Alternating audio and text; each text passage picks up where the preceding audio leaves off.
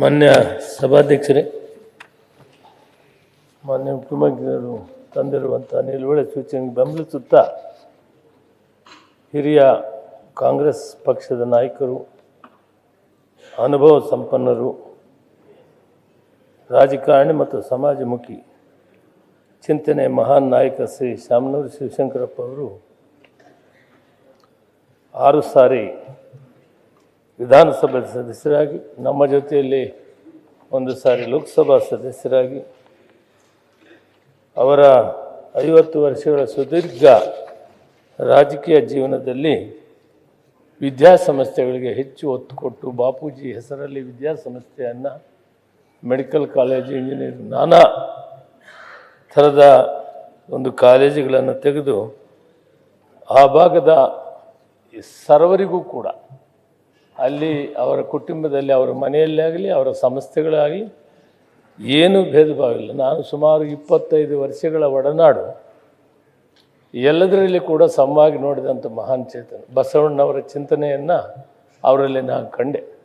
ಊಟ ಮಾಡೋವಾಗಲಿ, ಕುಂತ್ಕೊಳ್ಳೋವಾಗಲಿ ಎಲ್ಲಿ ಕೂಡ ಸಮವಾಗಿ ಕಾಣುವಂಥ ಮಹಾನ್ ಚೇತನ ಅವರು. ಒಳ್ಳೆಯ ವಿದ್ಯಾಸಂಸ್ಥೆಗಳನ್ನ ಕಟ್ಟಿದ್ದಾರೆ. ಅಲ್ಲಿ ಕೂಡ ಬಡಬಗ್ಗರಿಗೆ ಸಾಕಷ್ಟು ಅನುಕೂಲಗಳಿತ್ತು. ಆರ್ಥಿಕವಾಗಿ ಕೂಡ ಯಾರೇ ಕಷ್ಟ ಅಂತ ಹೋದರೆ ಸಹಾಯ ಮಾಡ್ತಾಯಿದ್ರು. ಮತ್ತು ಒಳ್ಳೆಯ ಉದ್ಯಮಿ ಕೂಡ, ಕೈಗಾರಿಕೆಗಳನ್ನು ಬೆಳೆಸಿದರು ಮತ್ತು ಸಮಾಜ ಸೇವೆಯಲ್ಲಿ ತನ್ನನ್ನು ತಾನು ತೊಡಗಿಸಿಕೊಂಡು ಸಾಕಷ್ಟು ಸೇವೆಯನ್ನು ಮಾಡಿದರು.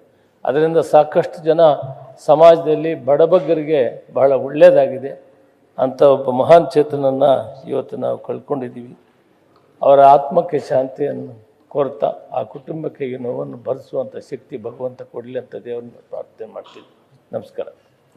ಸುರೇಶ್ ಕುಮಾರ್. ಸನ್ಮಾನ್ಯ ಸಭಾಧ್ಯಕ್ಷರೇ, ಇವತ್ತು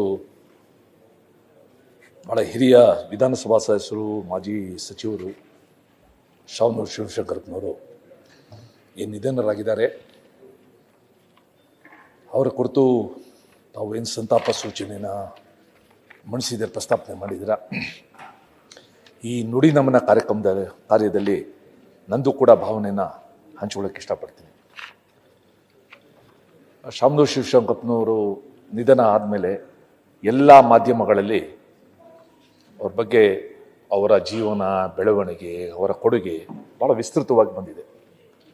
ಒಂದು ಪತ್ರಿಕೆಯ ಹೆಡ್ಲೈನ್ ನನಗೆ ಇವತ್ತು ಭಾಳ ಮನಸೆಳೀತು. ಶಿವನೂರು ತಲುಪಿದ ಶಾಮನೂರು ಅಂತ. ಶಿವನೂರು ತಲುಪಿದ ಶಾಮನೂರು, ಭಾಳ ಅದ್ಭುತವಾದ ಒಂದು ಶೀರ್ಷಿಕೆ. ನಮಗೆಲ್ಲ ಗೊತ್ತು, death is certain, we leave by accident ಅಂತ. ಪ್ರತಿಯೊಂದು ಗಳಿಗೆನೂ ಕೂಡ ಒಂದು ಮರುಹುಟ್ಟೆ ಇದೆ. ಶಾಮನೂರು ಶಿವಶಂಕರಪ್ಪನವರು ಮುಖ್ಯಮಂತ್ರಿಗಳು ಹೇಳಿದ್ರು ಬಹಳ ಅಪರೂಪದ ರಾಜಕಾರಣಿ. ಅಷ್ಟೇ ಅಲ್ಲ, ಒಬ್ಬರು ವಿಶಿಷ್ಟ ರಾಜಕಾರಣಿ. ನಾವೆಲ್ಲ ಚಿಕ್ಕ ವಯಸ್ಸಲ್ಲಿದ್ದಾಗ ದಾವಣಗೆರೆ ಅಂತ ಅಂದರೆ ಗೊತ್ತಿದ್ದು ಒಂದೇ, ದಾವಣಗೆರೆ ಕಾಟನ್ ಮಿಲ್ಸ್. ಆ ಕಾಲದಲ್ಲಿ ಕಮ್ಯುನಿಸ್ಟರು ಬಹಳ ಸ್ಟ್ರಾಂಗ್ ಇದರಲ್ಲಿ. ಪಂಪಾಪತಿ ಅಂತ ಅಲ್ಲಿಂದ MLA ಆಗಿದ್ದರು. ಮುಖ್ಯಮಂತ್ರಿಗಳು ಹೇಳಿದಂಗೆ ಆ ಒಂದು ಅವನತಿಗೊಳ್ಳುವಾಗ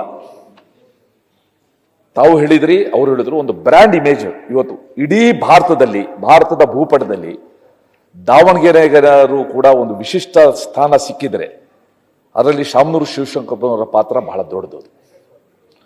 ಸಭಾಧ್ಯಕ್ಷರೇ, ತಾವೊಂದು ಮಾತು ಹೇಳಿದ್ರಿ, ಅವರಿಂದ ನಾವು ಪಾಠ ಕಲಿಬೇಕು. ಅವ್ರ ಜೀವನದಿಂದ ಯಾರು ಹೋದ್ರೂ ಕೂಡ ನಗು ಮುಖದಿಂದ ಮಾತಾಡಿಸ್ತಾ ಇದ್ರು ಅಂತ. ನಿಜ, 100ಕ್ಕೆ 100 ಸತ್ಯ. ಇಂಗ್ಲೀಷಲ್ಲೂ ಮಾತಿದೆ, we cannot oblige everybody, we can speak obligingly. ಅವರು ನಮ್ಮ ಹತ್ರ ಬಂದಾಗ ಅವರ ಭಾವನೆನ ಅರ್ಥ ಮಾಡಿಕೊಂಡು ನಾವು ಸ್ಪಂದಿಸೋ ರೀತಿ ಇದೆಯಲ್ಲ, ಅದು ಯಾವುದೇ ಒಬ್ಬ ಸಾಮಾಜಿಕ ಕ್ಷೇತ್ರದಲ್ಲಿ ಕೆಲಸ ಮಾಡುವಂಗೆ ಬಹಳ ಅಗತ್ಯವಾದ ಒಂದು ಗುಣ. ಅದನ್ನು ನಾವು ಶಾಮನೂರು ಶಿವಶಂಕರಪ್ಪನವರ ಈ ದೀರ್ಘ ಕಾಲದ ಬದುಕಿನಲ್ಲಿ ನಾವು ಕಲೀಲೇಬೇಕಾದ ಒಂದು ಅಂಶ. ಆ್ಯಂಡ್ ಆ ಜೀವನೋಲ್ಲಾಸ 95 ವರ್ಷಕ್ಕೆ ನಾವೆಲ್ಲ ಹೇಗಿರ್ತೀವೋ ನಾವು ಊಹೆನೂ ಮಾಡ್ಕೊಳಕ್ ಆಗೋದಿಲ್ಲ. ಇರ್ತೀವಾ ಗೊತ್ತಿಲ್ಲ, ಇದ್ರೆ ಹೇಗಿರ್ತೀವಿ ಗೊತ್ತಿಲ್ಲ. ಆದರೆ ಕೊನೆ ಗಳಿಗೆವರೆಗೂ ಆ ಜೀವನೋಲ್ಲಾಸನ ಇಟ್ಕೊಂಡು ಹೇಳಿದ್ರಲ್ಲ ಅಶೋಕ್ ಅವರು, ಮುಂದಿನ ಚುನಾವಣೆಗೂ ನಾನು ನಿಲ್ತೀನಿ ಅಂತ ಹೇಳ್ತಿದ್ದ. ಆ ಜೀವನೋಲ್ಲಾಸ ಮತ್ತೆ ಪ್ರತಿ ಸಂಗತಿ ಎಷ್ಟೊಂದು ಜನ ಡಾಕ್ಟರ್ಗಳನ್ನ ಅವರು ತಯಾರು ಮಾಡಿರ್ಬೋದು. ಎಷ್ಟೊಂದು ಜನ ಡಾಕ್ಟರ್ಗಳನ್ನ, ಎಷ್ಟೊಂದು ಜನ ಇಂಜಿನಿಯರ್ಗಳನ್ನ, ಒಂದು ನಿಜವಾಗ್ಲೂ ವಿದ್ಯಾಕಾಶಿ ಅಂತ ಹೇಳಿದ್ರು ಆ ವಿದ್ಯಾಕಾಶಿನ ಇವತ್ತು ಮಾಡಿದ್ದಾರೆ ಅಂತ ಮಹಾನ್ ವ್ಯಕ್ತಿತ್ವನ ಇವತ್ತು ನಾವು ಕಳ್ಕೊಂಡಿದ್ದೀವಿ. ಆ ವಿಶಿಷ್ಟ ವ್ಯಕ್ತಿತ್ವದ ಬದುಕಿಂದ ನಾವು ಪಾಠ ಕಲಿಯೋದು ಅನೇಕ ಸಂಗತಿಗಳಿದೆ, ಅದನ್ನು ಅನುಷ್ಠಾನಗೊಳಿಸಿದ್ದಿದೆ.